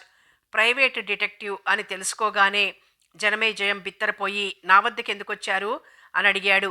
రాత్రి ప్రసాద్ హత్య చేయబడ్డాడు చెప్పాడు సూరి. జనమేజయం స్థాణువై నిలబడిపోయాడు. ప్రసాద్ హత్య చేయబడ్డా? ఇంపాసిబుల్ అన్నాడు పెద్దగా. ఎందుకని ఇంపాసిబుల్ అంటున్నారు అడిగాడు యువరాజ్. ప్రసాద్ అంతటి సాధువు, అంతటి అణుకువ గల వ్యక్తి మరొకరు ఉండరని నా ఉద్దేశం. కొన్ని సందర్భాలలో సాధుతనం, అణుకువతనం, పిరికితనం ప్రాణాల్ని తీసేస్తాయి. అందులో అతిశయోక్తి లేదు. మీరు రాత్రి అజంతాకు సినిమాకి వెళ్ళారు కదా, మీరిద్దరేనా, మీతో మరెవరైనా వచ్చారా అడిగాడు యువరాజ్. మేమిద్దరమే వెళ్ళాం, మాతో ఎవరూ రాలేదు. పిక్చర్ వదిలిపెట్టగానే మీరిద్దరూ ఎక్కడ విడివడిపోయారు ఇళ్లకు వెళ్ళడానికి? బీచ్ లైన్ వద్ద. మిస్టర్ జనమేజయం, ప్రసాద్ శవానికి ఇసుక రేణువులు అంటున్నాయి అంటే బీచ్ లైన్ వద్దనే హత్య సంభవించి ఉండాలి. కనుక మీరు నిజం చెప్పడం చాలా మంచిది హెచ్చరించాడు సూరి అర్ధోక్తిగా. ప్రస్తుత పరిస్థితుల్లో నిజాన్ని చెప్పడం చాలా చాలా అవసరమని నాకు తెలుసండి. ప్రసాద్ నాకు ప్రాణ స్నేహితుడు. అటువంటి మిత్రుణ్ణి హత్య చేసిన హంతకుణ్ణి బంధించి తగిన శిక్షను విధించేంత వరకు నాకు నిద్ర పట్టదు చెప్పాడు జనమేజయం. అయితే ప్రసాద్ని గూర్చి మీకు తెలిసిన వ్యక్తిగత విషయాలు చెప్పండి. స్నేహితులలో గిట్టని వారెవరైనా ఉంటే చెప్పండి. మీకెవరి మీదైనా అనుమానం ఉంటే చెప్పండి అడిగాడు యువరాజ్. చెప్పాడు జనమేజయం ప్రసాద్ని గురించి, అతని స్నేహితుల గురించి వివరంగానూ విపులంగానూ. అనుమానించడానికి ఒక్క వ్యక్తి లభించలేదు. యువరాజ్కి ఆశ్చర్యం వేసింది. స్నేహితుల జాబితాను ఎన్ని తడవలు వడపోత పోసినా అనుమానితులు ఒక్కరూ లభ్యం కాలేదు. మిస్టర్ జనమేజయం, మీరు సినిమా నుండి వచ్చిన తర్వాత ఎక్కడ విడిపడ్డారో ఆ స్పాట్ని చూపగలరా అడిగాడు యువరాజ్. బేషుగ్గా బయలుదేరారందరూ. నేను ప్రసాద్ సినిమా విడిచిపెట్టగానే ఇంతవరకు మాట్లాడుకుంటూ వచ్చాం. ఇక్కడి నుండి మా ఇల్లు దగ్గరే. ప్రసాద్ ఇక్కడి నుండి తూర్పుగా ఆ రోడ్డు మీదకి వెళ్ళాడు. దగ్గరలో ఉన్న ట్యాక్సీ స్టాండ్కు ఆటోనైనా రిక్షానైనా మాట్లాడుకుని ఇంటికెళ్తానని చెప్పాడు అన్నాడు జనమేజయం. జనమేజయం చూపిన ప్రదేశంలో నిలబడి యువరాజ్ చుట్టుపక్కల పరిసరాలు పరిశీలించాడు. అంతా ఇసుక ప్రదేశం. బీచ్ కావడం మూలంగా ఇసుక ప్రదేశంలో దూరంగా పరువానికి వచ్చిన పడతుల్లా అందమైన బిల్డింగ్లు అగుపిస్తున్నాయి. బాగా బలిసిన శ్రీమంతులు సముద్రపు టొడ్డున ఇసుకలో వ్యయ ప్రయాసలు కోర్చి కట్టుకున్న విశ్రాంతి భవనాలవి చూడచక్కగా ఉన్నాయి. ప్రతి ఇల్లు సముద్రపు గాలికి ప్రతి ఇల్లు వికసించిన పుష్పంలా సౌరభాన్ని వెదజల్లుతోంది. ఇసుకలో సరైన రోడ్డుండదు. విసిరివేయబడ్డ రకరకాల పువ్వుల్లాగున్నాయి ఆ ఇళ్లన్నీ. ఇక్కడి నుండి ఇటువైపుగా ప్రసాద్ వెళ్ళాడా అని జనమేజయ్యని అడిగాడు యువరాజ్. అవునండి అంటూ దారి తీశాడు జనమేజయం. యువరాజ్లో రకరకాల ఆలోచనలు మెదులుతున్నాయి. ప్రసాద్ని హత్య చేయగల వ్యక్తిగత ద్వేషం ఎవరికీ ఉన్నట్టు అనిపించలేదు. తను విచారించిన విషయాలలో ప్రసాద్ శవం తరుణేశ్వర్ ఇంట్లో పెట్టడానికి గల కారణం ఏమిటో ఊహకందడం లేదు. ప్రసాద్ని బయట చంపి ఇంట్లో పెట్టి ఉన్నారు గనక హత్యా ప్రదేశాన్ని కనుక్కుంటే ఏవైనా ఆధారాలు లభిస్తాయేమోనని యువరాజ్ ఊహ. ఇసుకను చూస్తూ వెళ్లారు. ఒకచోట మరకలు కనబడలేదు, కానీ ఇసుకను చెరిపినట్టు కనబడింది. చెరిపిన ఇసుక రేణువులకు నెత్తురంటి ఉన్న విషయం తెలుసుకోవడానికి ఎంతోసేపు పట్టలేదు యువరాజ్కి. రోడ్డు చేరడానికి ఇంకా 10 గజాలున్నాయి. చేరకముందే అక్కడ ప్రసాద్ హత్యగావించబడ్డాడని అనుకున్నాడు యువరాజ్. జనమేజయం, సూరి ఆశ్చర్యపోయి ఆ ఇసుకను చూశారు. స్పష్టంగా కనబడుతోంది, రక్తపు మరకల్ని చెరిపినట్టు. ఇక్కడే హత్య జరిగింది సార్ అన్నాడు సూరి. అవును అంటూ యువరాజ్ ఆ ప్రదేశాన్ని పరిశీలించాడు. యువరాజ్ కాసేపు ఆలోచించుకున్నాడు. ఒక నిర్ణయానికొచ్చాడు. హత్యా ప్రదేశంలో నిలబడి 4 వైపులకు దృష్టిని సారించాడు. తన దృష్టికి వచ్చిన కొన్ని బంగళాలను సెలెక్ట్ చేశాడు. ఆ ప్రదేశాన్ని ఏ బంగళాల నుండి చూడ్డానికి అవకాశం ఉందో ఆ బంగళాలన్నింటి గుర్తులు చెప్పాడు సూరికి. కుడివైపు ఇళ్లకు సూరిని పంపాడు వాకబు చేయమని. ఎడమవైపుకు యువరాజ్ బయలుదేరుతూ నెత్తురై ఉన్న ఇసుకను కొంత అందుకుని జనమేజయానికి అందిస్తూ, ఈ ఇసుకను క్రైమ్ బ్రాంచ్ ఇన్స్పెక్టర్ ధనార్జన్ రావుకు అందించు. ఈ రక్తం ప్రసాద్ రక్తానికి సరిపోతుందేమో చూడమనని చెప్పి పంపాడు. రాత్రి 8 అయింది. పొద్దున 11 గంటల ప్రాంతంలో ప్రారంభించిన బోగట్ట సేకరణ ముగియడానికి యువరాజ్ సూర్యులు కలుసుకుని ఒకరు సేకరించిన విషయాలు మరొకరికి చెప్పుకున్నారు. విశ్రాంతి గైకుని వ్యక్తుల్లో రకరకాల వారు తారసపడ్డారు. కానీ ప్రసాద్ హత్యకు సంబంధించిన వారొక్కరూ తారసపడలేదు. హత్య జరిగింది చీకటిలో. ఎవరూ చూడలేదు, ఎవరూ ఆ వైపుకు రాలేదు. ప్రసాద్ అనే వ్యక్తిని గురించి ఎవరికీ తెలియదు లేసమైనా. సార్, మీరు నాకు చూపిన ఇళ్లన్నింటినీ చూశాను, ఒక్క ఇల్లు తప్ప అన్నాడు సూరి. ఏం? ఆ ఇల్లు తాళం పెట్టుంది. ఇల్లెవరిది? ఎవరిదైంది ఎవరికీ తెలియదు చెప్పాడు సూరి. ఈ ప్రాంతపు ఇళ్లల్లో అన్నింటిలో స్వంతదారులే ఉండడం లేదు, అద్దెకుంటున్న వారు ఉన్నారు కొందరు చెప్పాడు యువరాజ్. నేను చూసిన ఇంటిని ఎవరికీ అద్దెకివ్వడం లేదు, ఎవరూ ఉండడం లేదట చాలా కాలం నుంచి. ఎందుకు? ఏమో. కాపురం లేని ఇంటికి మన ఈ కేసుకి సంబంధం ఉంటుందా? ఇక్కడ ఉండే ఇళ్లల్లో అందరూ ఆగర్భ శ్రీమంతులు. సముద్రపు గాలికి, సముద్ర దృశ్యాన్ని చూడడానికి మోజుపడి ఇళ్ళు కట్టించుకున్నారు. వాళ్ళు లేని సమయాలలో కొందరికి అద్దెకిస్తున్నారు ప్రతి ఇంటిని. కానీ నేను చూసిన ఆ ఒక్క ఇంటిని ఇవ్వడం లేదు అద్దెకు. ఏ ఇల్లు? చూపుడు వేలితో చూపాడు సూరి ఎత్తైన ప్రదేశంలో ఉన్న ఇంటిని. సముద్రపు టలలు ఘోషించడం ఎక్కువైంది. గాలి దురుసుగా వస్తోంది. బంగళా అన్నింటి నుండి రంగురంగు దీపాలు తమ రమ్యతను చాటుతున్నాయి. నక్షత్రాలు మెరిసే ఆకాశం, చీకటిని పులుముకున్న సముద్రం, అంధకారం ఆక్రమించుకున్న ప్రకృతి, చీకటిలోనూ తమకున్న గుడ్డి కాంతితో తాము ఉన్నట్టు చాటుకునే ఇసుక తిన్నెలు ఏవో అనుభూతిని, మనసుకి ఆహ్లాదతను కలిగిస్తున్నాయి. సూరి చూపిన ఇల్లు చీకటిలోనూ దీపాల కాంతుల మధ్య కొట్టొచ్చినట్లు కనబడింది. ఆ ఇంటికి దీపం లేనప్పటికీ డిటెక్టివ్లిద్దరూ ఆ ఇంటిని అలా చూసే సమయంలో ఒక ఆకారం నడిచి వెళ్ళడం కనబడింది. ఇద్దరూ ఆశ్చర్యపోయారు. అంతవరకు జనసంచారం లేని చోట ఒక వ్యక్తి నడిచి వెళ్ళడం చూడగానే. చీకటిలో నడుస్తున్నప్పటికీ ఇళ్లల్లో వెలిగే దీపాలు ప్రసరించే మసక కాంతిలో ఆ నడిచేది ఒక యువతని ఇట్టే తెలిసిపోయింది. ఆమె వెళ్ళడం దీపం లేని ఇంటి వైపుకి అని తెలియగానే డిటెక్టివ్లిద్దరూ గబగబా నడిచారు ఆతృతగా. తాము కనబడకుండా చీకటి ప్రదేశంలో నక్కారు యువరాజ్, సూరీలు. వెళ్ళిన యువతి సరాసరి ఆ ఇంటి ముందుకెళ్ళింది. తలుపుల వద్ద ఆగింది. తాళం తీయడానికి కాబోలు. మరుక్షణం ఇంట్లో దీపం వెలగడం కిటికీల గుండా కనబడింది. మళ్ళీ వెంటనే వెలిగిన దీపం ఆరిపోయింది. ఆ ఇల్లు యథాప్రకారం తిరిగి చీకటిలో పడింది. ఇంట్లోపలకెళ్ళిన యువతి ఎటు వెళ్ళింది? మేడ మీదికి వచ్చి ఉంటే మీద లైట్ వెలగాలి కదా, లైట్ వెలగలేదు. ఆ యువతి చీకటి ఇంట్లో ఏం చేస్తూ ఉంది? యువరాజ్ సోరీలు దిగ్భ్రాంతికి లోనయ్యారు. కాసేపటికి లైట్ వెలిగింది ఇంట్లో. వెలిగిన లైట్ ఆరిపోయింది మళ్ళీ. ఇప్పుడు ఆ యువతి తలుపుల ముందు నిలబడి ఉంది. అంటే తాళం వేస్తూ ఉందా? వస్తోంది. వెళ్ళిన దారినే. సూరి, బీ కేర్ఫుల్ అంటూ యువరాజ్ సూరికి కొన్ని సూచనలిచ్చాడు. ఎస్సార్ అంటూ బయలుదేరాడు. ఆ యువతి వెనకాలే నీడలా సూరి. యువరాజ్ తచ్చాడుతూ మెల్లగా వెళ్ళి ఆ ఇంటి ముందు నిలబడ్డాడు. ఏదో క్రూర మృగం నోటి ముందు నిలబడ్డట్లు ఫీల్ అయ్యాడు. సముద్రపు ఘోష, చీకటి, ఒంటరితనం. నిశీదిలో విరబోసుకున్న దెయ్యంలా ఉన్న ఆ ఇంటి ముందు నిలబడగానే యువరాజ్కు రోమాలు నిక్కబొడుచుకుంటున్నాయి. తలుపులకు వేళ్లాడుతున్న తాళం గుడ్లగూబలా కనబడింది. ఆ ఇంట్లోకి ఒక యువతి నిర్భయంగా వెళ్ళిరాగా తను భయపడడం అసహజమనుకుంటూ తాళం తెరవడానికి ప్రారంభించాడు. సులభంగానే తాళం తెరుచుకునేసింది.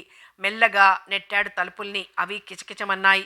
వాటి ధ్వని సముద్రపు ఘోషలో కలిసిపోయింది. లోపల చీకటిగా ఉంది. స్విచ్ ఎక్కడుంది ఆలోచిస్తూ గోడలకు సారించాడు తన దృష్టిని యువరాజ్. తెల్లటి గోడలో స్విచ్ బోర్డు కనబడింది స్పష్టంగా. తెరిచిన తలుపుల్ని మూసుకుని మెల్లగా స్విచ్ బోర్డు వైపుకు నడిచాడు. స్విచ్ బోర్డుకు రెండు స్విచ్లున్నాయి. ఒక స్విచ్ని నొక్కాడు. కళ్ళు జిగేలుమన్నాయి. లైటు కాంతిలో విశాలంగా ఉన్న హాలు మధ్య ఒకే ఒక్క టేబుల్ చుట్టూ కుర్చీలు. ఆ హాలంతా శుభ్రంగా ఉంది. ఓ మూలగా మేడ మీదికి మెట్లున్నాయి. ఆ ఇంట్లోకి వచ్చిన యువతి మేడపైకి వెళ్ళలేదు. వెళ్ళి ఉంటే మేడలో దీపం వెలిగుండాలి. అయితే ఎటు వెళ్ళి ఉంటుంది? దీపాన్ని ఆర్పుకుని ఏం చేసి ఉంటుంది? ఆలోచనలో పడ్డాడు యువరాజ్. స్విచ్ బోర్డులో ఉన్న మరో స్విచ్ను నొక్కాడు. ఎక్కడో కరకరమని ధ్వని వినరాసాగింది. నిమిషం పాటు యువరాజ్ బిత్తరపోయి ధ్వని వచ్చిన వైపు చూశాడు. గుండెలు దడదడలాడిపోయాయి. గోడలో ద్వారం లాంటిది ఏర్పడింది. ద్వారం లోపల లైట్లు వెలుగుతున్నాయి ప్రకాశవంతంగా. లైట్ల కాంతిలో క్రిందికెళ్లే మెట్లు కనపడ్డాయి. అప్పుడు అర్థమైంది వచ్చిన యువతి లైట్ ఆర్పి క్రిందికి వెళ్ళుంటుందని. లైటు వెల్గని ఇంట్లో లైటు వెలిగితే ఎవరికైనా అనుమానం కలగవచ్చు. తటాలున లైటు తీసేశాడు హాల్లోది. హాలుని చీకటి అలుముకున్న గోడలో ఏర్పడ్డ సొరంగంలో దీపాలు వెలుగుతున్నాయి. ఆ దీపాలు వెలగడానికి, ద్వారం ఏర్పడ్డానికి ఒకే స్విచ్ పనిచేస్తుందనుకున్నాడు యువరాజ్. గోడలో ఏర్పడ్డ సొరంగం ముందు నిలబడ్డాడు. మెట్లు చాలా లోతు వరకు దిగి ఉన్నాయి. అంటే భూగర్భంలో ఏమిటో ఉంది. తప్పక తెలుసుకుని తీరాలన్న కాంక్షతో ద్వారం గుండా అడుగు ముందుకు వేశాడు యువరాజ్. భయపడే మనసుని అదుపులోకి తెచ్చుకుంటూ. సుమారు 7 అడుగుల ఎత్తుంది ఆ సొరంగం. మెట్లన్నీ సిమెంట్తో ఉన్నాయి. శ్రమ లేకుండా దిగవచ్చు. జేబులోని పిస్తోల్ని తడుముకుంటూ యువరాజ్ దిగడం ప్రారంభించాడు. మెట్ల గుండా దీపాల కాంతిలో చివరి మెట్టు నుండి అడుగు కింద పెడుతూ అక్కడున్న పెద్ద గోడౌన్ని చూసి సంభ్రమాశ్చర్యాలకు లోనయ్యాడు. అంత పెద్ద గోడౌన్ని భూగర్భంలో నిర్మించాలంటే మాటలు కాదు.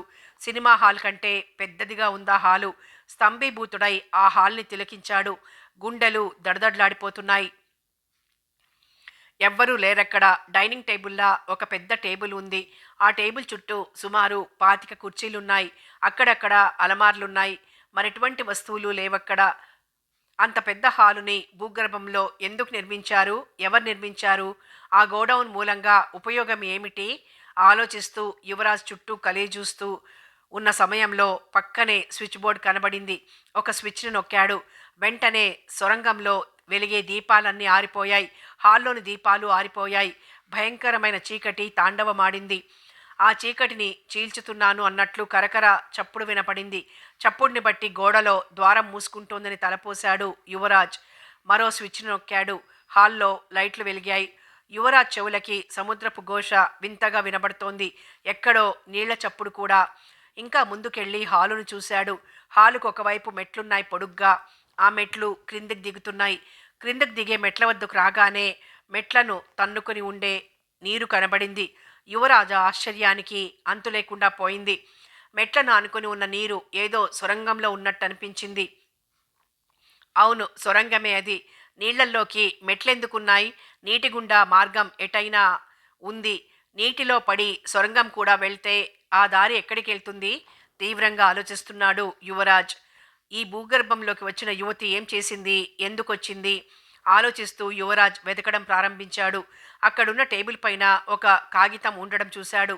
గబగబా అటు వెళ్ళబోయాడు. అంతే, గుండెల్ని అదరగొట్టే ధ్వని, పిరికివాళ్లని చంపేసే ధ్వని హోరెత్తిపోవడం ప్రారంభించింది. ఆ ధ్వనితో హాలంతా దద్దరిల్లిపోతోంది. బొయ్యిమంటూ భూగర్భాన్ని కదిల్చివేస్తోంది. అంతటి యువరాజ్ ముందుకు అడుగు వేయలేకపోయాడు. స్థిరంగా నిలబడలేక గుండెల్ని నిబ్బరించుకోలేకపోయాడు. విచిత్రంగా నిర్మితమైన భూగర్భం, భూగర్భం గుండా సొరంగం, సొరంగం నిండా నీరు.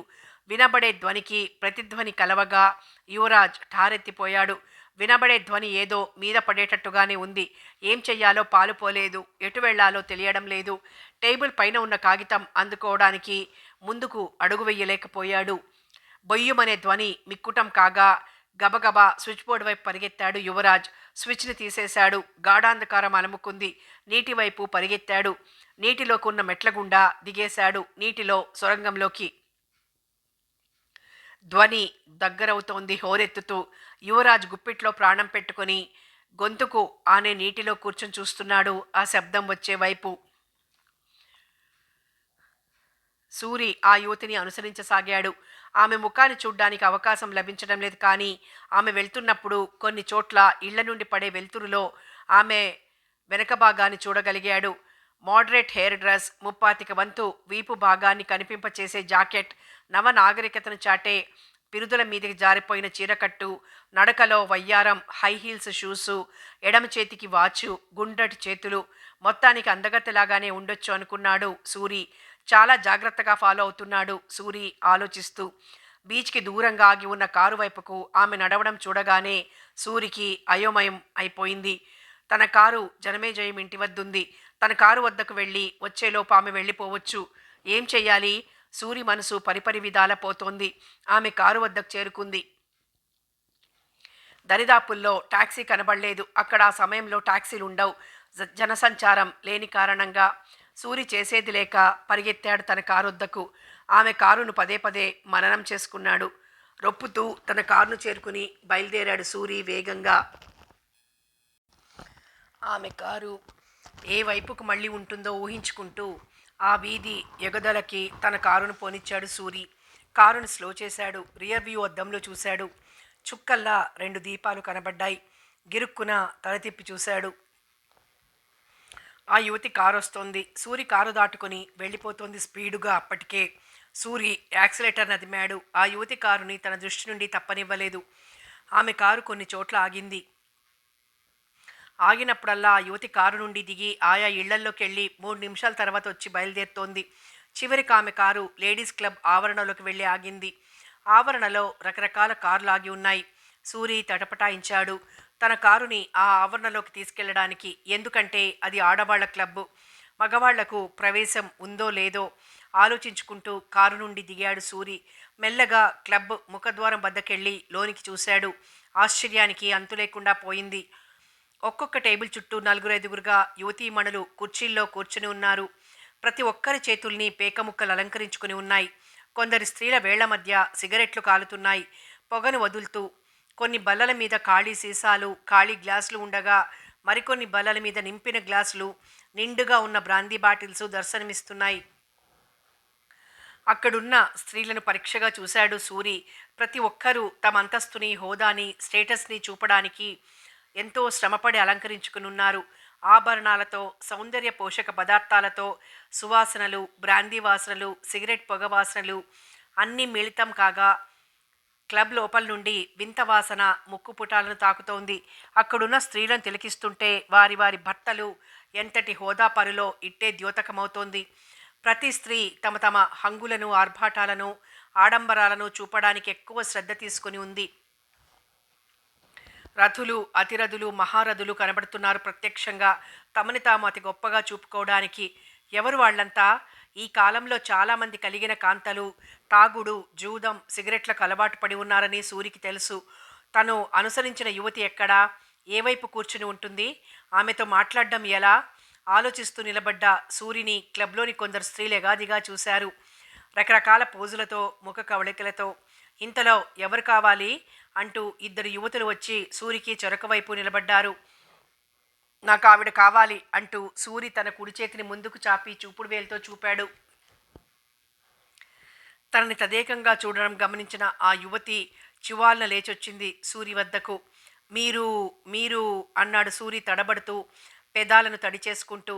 నా పేరు వింజామర. మీరెవరు? మీతో కొద్దిగా పనుంది. కాస్త బయటికొస్తారా? వింజామర సూరి వెనకాలే క్లబ్ బయటికొచ్చింది క్వశ్చన్ మార్క్ ముఖంతో. వింజామరను చూస్తూ సూరి ఏదో చెప్పబోయాడు. అదే సమయానికి అదిరిపోయాడు. భుజాల మీద పడ్డ ఇనపగుండ్ల లాంటి తాకిడికి. సూరి తలను అటూ ఇటూ తిప్పి చూశాడు ఎవరా అని. ఇద్దరు వస్తాదుల్లాంటి వ్యక్తులు కండలు తిరిగిన శరీరాలతో దర్శనమిచ్చారు. అడవి మృగాల్లా ఉన్నారు. ఎవరు మీరు? ఆశ్చర్యపోతూ అడిగాడు సూరి తనకు ఇరువైపులా నిలబడ్డ వ్యక్తుల్ని చూసి.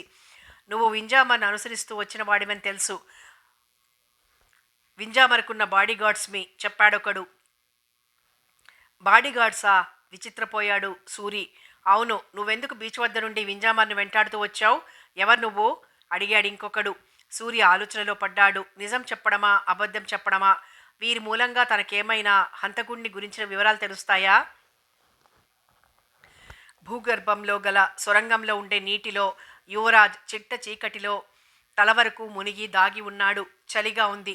చలి కంటే భీకరంగా సైరన్ మోతలాంటి మోత హోరెత్తిపోతోంది. గుండెల వేగం క్షణక్షణానికి పెరిగిపోతోంది భయంతో. హఠాత్తుగా మోత ఆగిపోయింది. ఆ మోత ఆగుతున్నప్పుడు చెవులు రిక్కించాడు యువరాజ్. ఏ వైపు నుండి వస్తుందో, మోతకు గల కారణమేమిటో తెలుసుకోవడానికి. ఆ మోత సొరంగంలో గల నీటి పైభాగాన్నుండి వస్తుందని గ్రహించాడు. ఎందుకు ఆగిపోయింది? గుట్లప్పగించి చీకట్లోకి సొరంగం వైపు చూస్తున్నాడు యువరాజ్. సొరంగంలో గల నీటి పైభాగాన్నుండి గలగల చప్పుడు వినరాసాగింది. యువరాజ్ గుండెలు దడదడలాడిపోతున్నాయి. సొరంగంలో గల నీటి నుండి వచ్చే శబ్దం ఏమిటి? ఎందుకు?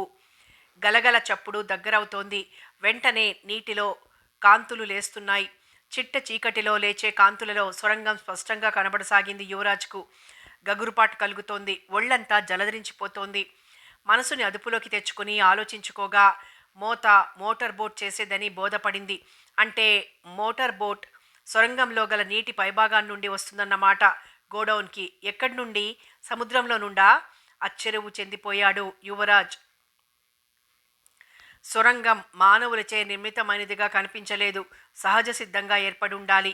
కొంతసేపటికి ఇంజన్ ఆగిన బోటు చుక్కాని సాయంతో రావడం కంటబడింది. చుక్కాని ఎందుకు ఉపయోగిస్తున్నారు? సొరంగంలో మలుపులు ఉండొచ్చు. మలుపుల్లో బోటుని మళ్లించ అలవిగాక చుక్కాని సాయంతో నడుపుతున్నారు కాబోలు. యువరాజ్ మెట్ల మీదున్నాడు మునిగి.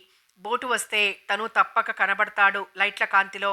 యువరాజు గబగబా మెట్ల నుండి జారుకుని ఈదుకుంటూ వెళ్ళి సొరంగం గోడకు ఒక మూల ఆనుకుని చాటుగా నిలబడ్డాడు నీటిలో. ఒక మోటారు బోటు సొరంగం గుండా వచ్చి చేరింది. మెట్లకు దగ్గరగా. అందులో ఎందరున్నారో తెలియలేదు. బోటులో ఉన్న వ్యక్తులు ఉపయోగించే టార్చ్ లైట్ కాంతి తన మీద పడే క్షణంలో మునిగిపోవడానికి యువరాజ్ తయారుగా ఉన్నాడు. యువరాజ్ భయంతో వణికిపోతున్నాడు. ఆ బోటులో ఉండే వ్యక్తులు అతి దుర్మార్గులై ఉంటారు. తనని పసిగట్టిన మరుక్షణం నిర్దాక్షిణ్యంగా చంపేస్తారు. తమ రహస్య స్థావరం తెలిసిపోకూడదని. ప్రసాద్ హంతకుని అన్వేషణలో అటువంటి పరిస్థితులు సంఘటనలు ఎదురవుతాయని యువరాజ్ ఊహించనైనా లేదు. కానీ కలిగిన క్లిష్ట పరిస్థితుల నుండి బయటపడ్డానికి ఓర్పు వహించాలి, నేర్పు వహించాలి. వాళ్ల గూడు పుటాణిని మట్టు పెట్టాలి. బోటు నుండి బిలబిలమంటూ కొందరు వ్యక్తులు దిగడం, టార్చ్ వెలుగులో స్విచ్ బోర్డు వరకు వెళ్లడం, గోడౌన్లో లైట్లు వెలగడం జరిగింది. బోటు నుండి దిగిన వ్యక్తుల్ని పరికించి చూశాడు యువరాజ్. దేశీయులు, విదేశీయులు ఉన్నారు వారిలో. అందరూ బలిష్ఠులు, యువకులు. ప్రతి ఒక్కరిలోనూ ఒక విధమైన కరడుతనం కనబడుతోంది.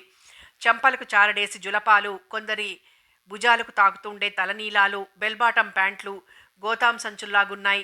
రంగురంగుల చొక్కాలు, కాళ్లకు బూట్సులు, చేతులకు వాచీలు. బోటుల నుండి ఏవేవో పార్సిళ్లు దింపుతున్నారు కొందరు. కాసేపటికి మరో బోటు చేరుకుందా చోటికి.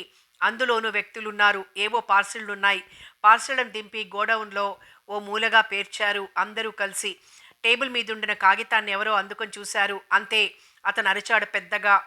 ప్రతిధ్వని మూలంగా అతను అరిచిందేమిటో అర్థం కాలేదు యువరాజ్కి. అతి శ్రమపడి లెక్కించాడు యువరాజ్ వారెందరున్నారో తెలుసుకోవడానికి. 23 అంతమందిలో 3 మగవలు పర్వంలో ఉండి ఆకర్షితముగా ఉండడం ఓ ప్రత్యేకత. ఒక్కొక్కరుగా ఆసీనులవుతున్నారు కుర్చీలలో. 2 యువతులు అలమార్లను తెరిచి అందులో ఉన్న సరికొత్త విదేశీ మదుపానీయాలున్న బాటిల్స్ని తీసి టేబుల్ మీద పెడుతున్నారు. మరో యువతి రికార్డ్ ప్లేయర్ని అరేంజ్ చేసింది. ఒక రికార్డును పెట్టి ఆన్ చేసింది. ఆ మ్యూజిక్ని ఎవరు కండక్ట్ చేశారో గానీ బ్రహ్మాండంగా ఉంది. గోడౌన్ ప్రతిధ్వనించడం మూలంగా రికార్డు ప్లేయర్ నుంచి వచ్చే సంగీతం ఉత్తేజాన్ని, ఉత్సాహాన్ని రేపుతోంది. మ్యూజిక్‌తో గోడౌన్ అంతా మారుమ్రోగిపోతోంది. ఆ మ్యూజిక్ వింటుంటే నీటిలో ఉన్న యువరాజు మైమర్చిపోయాడు ఆహ్లాదంతో. ఆ సంగీతానికి తోడు ఆ యువతులు ముగ్గురు డాన్స్ చేయడం ప్రారంభించారు. ఏదో సినిమా షూటింగ్ జరుగు ప్రదేశంలాగుంది. ముగ్గురు యువతులు పోటీలు పడి మ్యూజిక్‌కి అనువుగా ఆడుతున్నారు. ఆడుతూ అందరికీ కైపెక్కిస్తున్నారు, ఉత్తేజపరుస్తున్నారు, రెచ్చగొడుతున్నారు. అందరూ తప్ప తాగేశారు యువతుల ప్రోత్సాహంతో. తాగిన మైకంలో ఒక్కొక్కరు ఏదో ఆవేశంగా ఒక్కో యువతిని వాటేసుకుని చప్పగా జారిపోయారు నేల మీదికి శవాల్లా. అందరూ హద్దుమీరి తాగడానికి కారణం మ్యూజిక్. మ్యూజిక్‌కి తగిన నాట్యం. నాట్యంలో గల సెక్స్ అప్పీల్. తాగిన తర్వాత అంతా పడిపోవడానికి కారణం వాళ్ళు పుచ్చుకున్న మదువు, పసందైనది, ఘాటైనది, ఒరిజినల్ సరుకు. అది ఇచ్చిన నిషా ముందు నిలదొక్కుకోలేకపోయారు ఎవరు. అంతమంది నిషాకు బానిసలై పడిపోగానే ఆ యువతులు ఆడిన అలసటకు వేసుకున్నారు మందు. యువరాజ్ నవ్వుకున్నాడు నీటిలో. మెల్లగా మెట్ల దగ్గర కీదాడు. లేచి నిలబడ్డాడు. తడిసిన బట్టల్ని విప్పుకున్నాడు. బనియల్ని తీసేశాడు. అండర్వేర్తోనే బోట్లోకి వెళ్ళాడు. బోట్లో వెదగ్గా ఎవరివో పొడి బట్టలు కనపడినాయి. తొడుక్కొని తను విప్పిన గుడ్డల్లో గల అవసరమైన వస్తువుల్ని తడి లేకుండా తుడుచుకొని జేబులో పెట్టుకున్నాడు. స్విచ్ బోర్డు వైపు నడిచాడు. లైట్లు ఆర్పేశాడు. 0 వోల్ట్ బల్బుని తప్ప. ఆ ప్రదేశానికి ఇతరులెవరూ రారన్న నమ్మకం అందరికీ ఉంటుంది గనక తను అటు ఇటు తిరగడం గమనించినా పట్టించుకోరని యువరాజు నమ్మకం. గబగబా పార్సిళ్లు పేర్చిన వైపుకి అడుగులు వేశాడు. పార్సిళ్లలో ఏముందో చూడ్డానికి. పార్సిళ్ల వైపు పోయేటప్పుడు మధ్యలో తెరిచిన అలమారు అటకాయించింది. అప్రయత్నంగా అలమారులోకి దృష్టిని పోనిచ్చాడు. గుండెలు గుబేలుమన్నంత పనైంది. అందులో ఉన్న కత్తిని, కత్తికున్న నెత్తురు మరకల్ని చూడగానే అంటే వీళ్లలోనే ఎవరో ప్రసాద్ని హత్య చేసున్నారా ఆలోచనలో పడిపోయాడు. ఈ ముఠాలోని వ్యక్తి ప్రసాద్ని హత్య చేసి ఉంటే ప్రసాద్కి ముఠాతో సంబంధం ఉందా? ఇంతమందిలో హంతకుడెవరు? అక్కడున్న వారంతా నేరస్తులే అవుతారు చట్టానికి. నేరస్తుల్లో గల హంతకుడిని తెలుసుకోవాలి. ఎలా? హంతకుడు ప్రసాద్ని చంపి తరుణేశ్వర్ ఇంట్లో ఎందుకు పెట్టాడు? తరుణేశ్వర్ మీద ద్వేషమా? తరుణేశ్వర్ మీద ద్వేషమైతే తరుణేశ్వర్కి ముఠాతో సంబంధం ఉన్నదన్నమాట.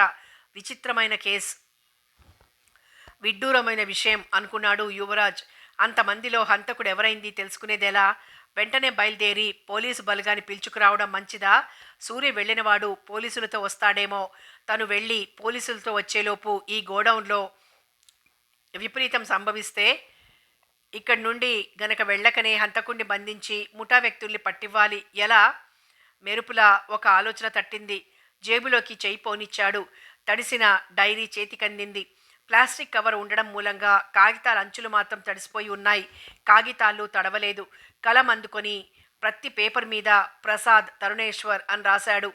అక్కడున్నవారు 23. 23 కాగితాల మీద ప్రసాద్, తరుణేశ్వర్ అని రాసి ప్రతి ఒక్కరి జేబులోనూ పెట్టేశాడు యువరాజ్. స్త్రీల దగ్గర వాళ్ల జాకెట్లకు తురిమాడు. తరుణేశ్వర్, ప్రసాద్ల పేర్లు రాసి యువరాజ్ అందరి వద్ద ఎందుకుంచాడంటే మేల్కోగానే జేబులో ఉండే కాగితంలో గల పేర్లు చూస్తే హంతకుని ముఖంలో రియాక్షన్ కనబడుతుందని, లేక హంతకుడు ఏదైనా చర్య గైకొనవచ్చు. ఇక పోలీసుల్ని రప్పించి కాపలా ఉంచి అక్కడున్న వారికి మేల్కొని జేబులో కాగితాన్ని చూసేటప్పుడు హంతకుడిని సులభంగా పట్టుకోవాలని నిర్ణయించుకున్నాడు యువరాజ్. పైకి వెళ్ళడానికి సొరంగం వద్ద గల స్విచ్ బోర్డ్ వద్దకెళ్ళాడు ఆన్ చేయడానికి, ద్వారం తెరుచుకోవడానికి. లైట్లు వెలగడానికి స్విచ్ని నొక్కే తరుణంలో కళ్ళు జిగేల్మంటూ లైట్లు వెలగడం, ద్వారం తెరుచుకున్న చప్పుడు వినబడ్డం జరిగింది. యువరాజ్ స్థాణువై నిలబడిపోయాడు. ఎవరో వస్తున్నారని గ్రహించగానే శరీరమంతా గడగడలాడిపోయింది. ఎవరో దిగిరావడం, అడుగుల చప్పుడు స్పష్టంగా వినిపించింది. ఒక్క ఉరుకులో పడి ఉన్న ఒక యువతిని చేరుకొని ఆ యువతిని కావలించుకొని పడుకుని ఉన్న వాడిలా పడుకున్నాడు యువరాజ్. అడుగుల చప్పుడు దగ్గరైపోతున్నాయి. నేను వెంటబడి రావడం అంతా చూశారా? అడిగాడు సూరి. చూశాం. ఇదో మిస్టర్, నేను అందగత్తెను. నాకెప్పుడు ప్రమాదం అంటిపెట్టుకునుంటుంది చెప్పింది వింజామర. ప్రమాదం అంటే? నా అందాన్ని చూసి ఆవేశపూరితులైన కొందరు బలాత్కారం చేయడానికి పూనుకున్న సంఘటనలు ఇదివరలో జరిగున్నాయి. అందుకే జీతం ఇచ్చి బాడీగార్డ్స్ నియమించుకున్నాను. నువ్వెందుకు ఇలా నా వెంటపడ్డావు? నా అందానికి దాసోహం కాకపోతే? నిజమే. ప్రతి మగాడు మిమ్మల్ని చూస్తే మీ అందానికి గులాం కాక మానడు. నేను మీ వెంటబడ్డాను, మీ అందానికి బానిసనై. మరో విషయం, బీచ్ లైన్లో ఒక హత్య జరిగింది. ఆ హత్యకు సంబంధించిన హంతకుని అన్వేషణలో మీరు తారసపడ్డారు. నేను ప్రైవేట్ డిటెక్టివ్ని చెప్పాడు సూరి. హత్య జరిగిందా? ఎక్కడా? బిత్తరపోయింది వింజామర. మీరు దీపం లేని ఇంట్లోకి వెళ్ళొచ్చారు చూసారా? ఆ ఇంటికి సమీపంలో. నేను దీపం లేని ఇంట్లోకి వెళ్ళి రావడం చూసావా? తత్తరపడిపోయింది ఆమె. తడబడడంలో ఆమె లిప్‌స్టిక్ పెదాలు క్యాబరే డాన్స్ చేశాయి. చూశాను అన్నాడు సూర్య ఆమెనే పరిశీలనగా చూస్తూ. ఎందుకు చూశావు? చెప్పానుగా, హంతకుడి కోసం అక్కడున్న ఇళ్ళన్నింట్లోనూ విచారిస్తూ రాగా మీరు కనబడ్డారు. నువ్వొక్కడివేనా? నీతో ఇంకెవరైనా వచ్చారా? యువరాజు వచ్చారు. ఎవరు? యువరాజా? ప్రైవేట్ డిటెక్టివ్ కదూ? అవును. వింజామర భయకంపితురాలైంది. వెంటనే తన బాడీగార్డ్స్ను ఉద్దేశించి సైగ చేసింది. వాళ్ళిద్దరూ క్షణంలో సూరిని ఇరికించి పట్టేశారు కదల్నీయకుండా. ఏమిటిది? అడిగాడు సూరి కోపంగా విదిలించుకోవటానికి ప్రయత్నిస్తూ. మా జీవితాలు సముద్రంలో పయనించు పడవ లాంటిది. ఆ పడవకు మీ బోటి వారి మూలంగా చిల్లులు పడే ప్రమాదముంది. చిల్లులు పడకముందే జాగ్రత్త పడుతున్నాను అంటూ వింజామర కారు వద్దకు నడిచింది హడావిడిగా. Come on quick! సూరి చేతుల్ని వెనకకు విరిచి కట్టేయండి. డిటెక్టివ్ యువరాజ్ మన గోడౌన్ని పరిశీలించడానికి పూనుకొనుండొచ్చు. యువరాజ్ని గురించి నాకు బాగా తెలుసు. ఆవలిస్తే పేగులు లెక్కగడతాడు అంటూ కారులో కూర్చొని సెల్ఫ్ లాగింది. సూర్య అచేతనంగా ఉండిపోయాడు. తన చేతుల్ని బంధించి కారులోకి నెడుతుంటే. ఏమిటి అందరూ పడిపోయి ఉన్నారు అన్నాడొకడు. చిత్తుగా తాగి ఉంటారు వెధవలు అన్నాడింకో బాడీగార్డ్. యువరాజ్ ఇక్కడెక్కడైనా ఉన్నాడేమో వెతకండి. వింజామర అక్కడున్న వారందరినీ చూడసాగింది. సూరి గుండెలు దడదడలాడుతున్నాయి. యువరాజ్ ఉన్నాడా లేడా? సూరి చేతులు వెనకకు విరిచి కట్టబడున్నాయి. ఆదుర్దాలో అటూ ఇటూ తిరుగుతున్నాడు. భూగర్భంలోని గోడౌన్లో మెట్ల మీదున్న తడిసిన బట్టల్ని వింజామర పసిగట్టేసింది. యువరాజ్ తప్పక నీళ్లలోనే ఉన్నాడు. ఈ గోడౌన్ రహస్యం ఇంకా బయటికి పొక్కలేదు గనక యువరాజుని ప్రాణాలతో వదలకూడదు అన్నది వింజామర. సూరికి ముచ్చెమటలు పట్టేస్తున్నాయి. బూటుకాల్ని టకటకలాడించాడు. ఏమిటి బూటుతో టకటకలాడిస్తున్నావు అన్నాడు ఒక బాడీగార్డ్. ఆ టకటకలో హెచ్చరికను మిళితపరిచాడు సూరి. యువరాజ్ అక్కడున్న వ్యక్తుల్లో ఉంటే తన హెచ్చరికను పాటిస్తాడని తెలుసు. సార్ జాగ్రత్త! అదును చూసి విజృంభించండి. నా చేతులు బంధించబడి ఉన్నా నా 2 కాళ్ళున్నాయి. తప్పక నా కాళ్లను ఆయుధాలుగా మార్చుకోగలను అని. యువతి పక్కనున్న యువరాజ్ వింజామరతో వచ్చిన వ్యక్తుల్ని ఓరకంటితో చూశాడు. దున్నల్లాగున్నారు. వాళ్ళని దెబ్బతీయడం సామాన్య విషయం కాదనిపించింది. నిషాలో పడి మత్తుగా ఉన్న వ్యక్తుల్లో ఎవరైనా లేస్తారా? ఇప్పట్లో లేవరని నమ్మకం కుదిరింది.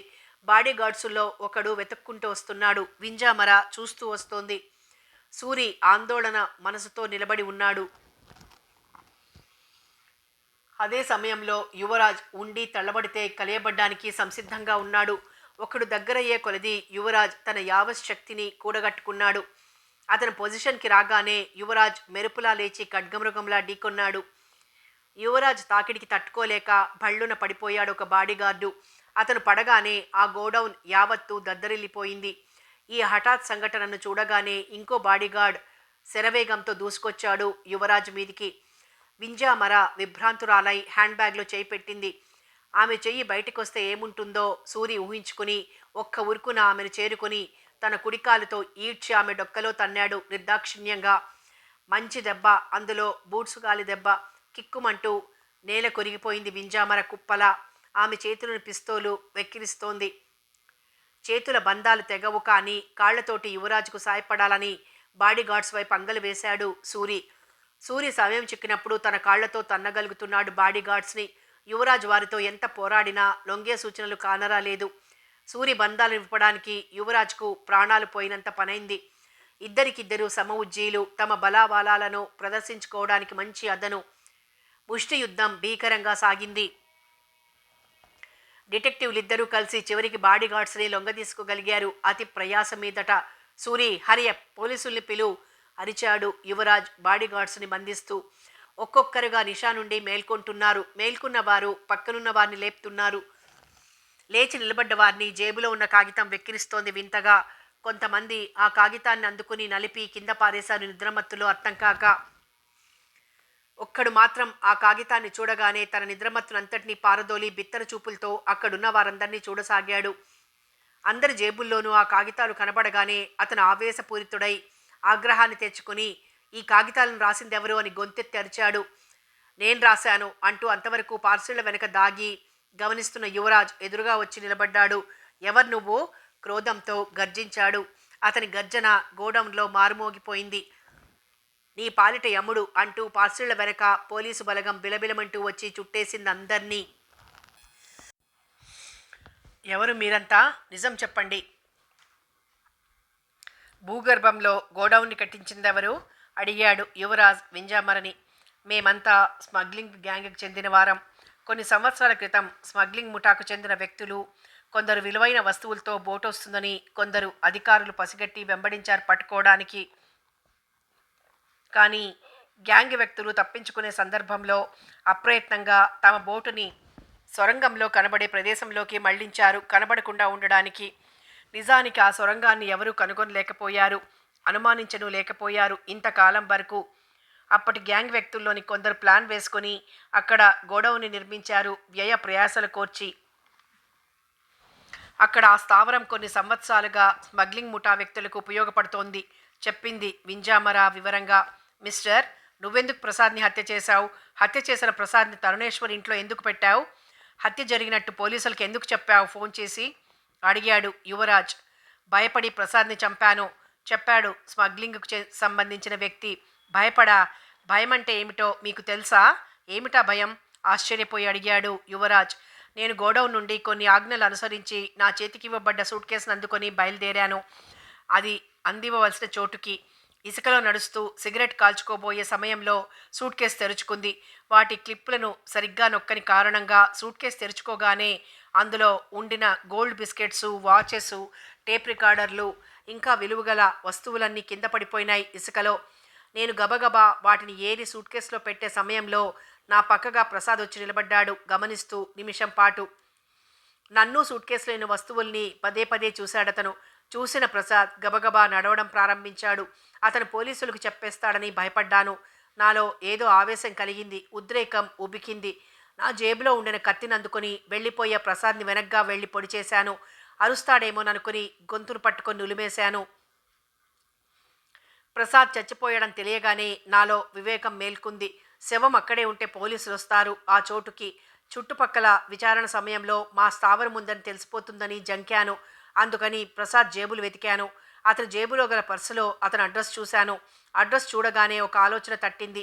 శవాన్ని వాళ్ల ఇంట్లోకి చేర్చితే ప్రసాద్కు విరోధులుంటే నేరం అటుమళ్ళుతుందని భ్రమపడ్డాను. శవాన్ని ఎత్తుకుని ప్రసాద్ ఇల్లు చేరాను కారులో. ప్రసాద్ ఇంటి బయట తలుపుల్ని చూడగా లోపల గడియ పెట్టుకున్నారని తెలిసింది. శవాన్ని ఎక్కడ పెట్టాలన్న సంశయంతో ఉండగా పక్కింటి నుండి ఇద్దరు దంపతులు అనుకుంటాను చిరుబుర్లాడుకుంటూ బయటికొచ్చారు చేతిలో సంచితో. అర్ధరాత్రిలో వాళ్ళు వెళ్లే సందడిలో తలుపుకి తాళం పెట్టలేదు, గొళ్ళెం మాత్రం పెట్టారు. నేను ప్రసాద్ శవాన్ని ఆ ఇంట్లోకి తీసుకెళ్లి పడగ్గదిలో చక్కగా పడుకోబెట్టి పోలీసులకు ఫోన్ చేసి చెప్పి వెళ్ళిపోయాను చెప్పాడతడు నిజాన్ని దాచకుండా. మిస్టర్ తరుణేశ్వర్, నువ్వు చేసిన నేరం ఏమిటి? నువ్వు అసలు ఏ నేరము చేయనివాడివి, మరెందుకు హత్య చేశానని ఒప్పుకున్నావు?